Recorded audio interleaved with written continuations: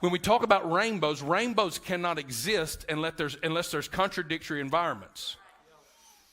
It's when light shows up after a storm has been present, but the storm's not completely gone.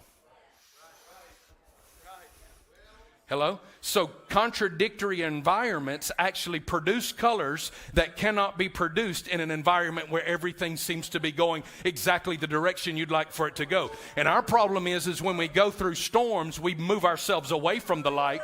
We isolate instead of letting ourselves be exposed to a measure of light in a contradictory environment that would not be able, we would not be able to produce the spectrum we were designed to without the conflict within the environment. So I've often said revelation lives in, you remember, you've heard this before, revelation lives in the what? Tension that exists between two seemingly contradictory ideas. What is the revelation? The revelation is going to become the unveiling of spectrums that cannot be experienced outside of tension. And it's it's the purpose of contradiction. The purpose of contradiction is to create the pressure that produces a spectrum that cannot be produced outside of that specific pressure.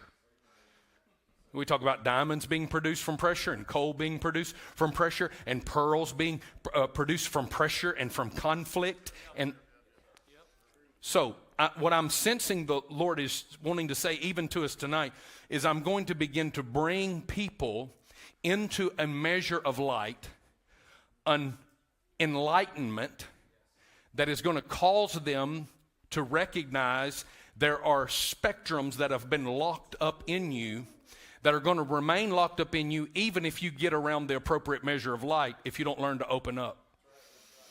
And tonight in worship felt like this demand from the Lord to go, how? And you go, wait, that's more than access. And he goes, I need some access. And oftentimes and this is funny how this all, it's not funny. I mean, it's supernatural how it all works. And then they begin to sing about the veil. At one point you begin to sing about the veil. There's actually 3 veils that show up in the Passion of Christ. The first veil is the veil of the heavens. The second veil is the veil of his flesh. And the third veil is the veil inside of the temple. And oftentimes what happens is we want to go into that Ark of the Covenant thing. And we miss that there's a new Holy of Holies. And it's this access. John 14:20, in that day you will know that I am in the Father, and you are in me, and I am in you. And this in him, in Christ, in him, in whom, I've been studying on this, some of you have heard me talk about this a little bit, that there is literally an entering into Christ that is going to be necessary for you and I to actually become the fullness of the manifestation of what he intended and designed us to be.